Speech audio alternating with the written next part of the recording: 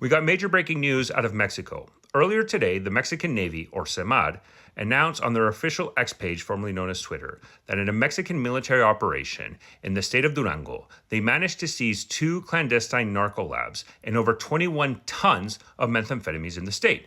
My viewers might recall that I made a video highlighting the role of Durango in which cartel controls that state, and I highlighted there's really only one group that controls that, and that is Los Cabreras, which is a key faction of Mayito Flaco.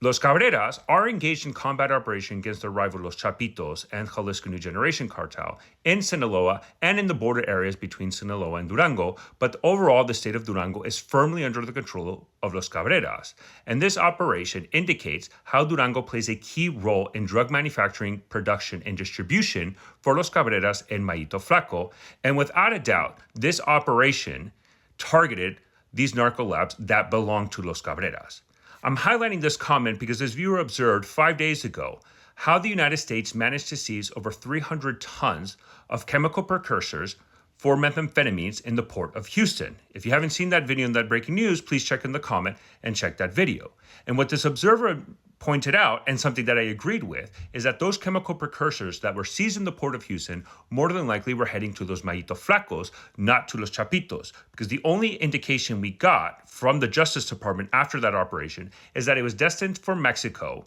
but only for the Sinaloa cartel. And as we know, the Sinaloa cartel doesn't really exist anymore. There are just 2 main factions, Los Chapitos and Mayito Flaco. And this operation in Durango continues to reinforce that more than likely those chemical precursors were headed to Durango,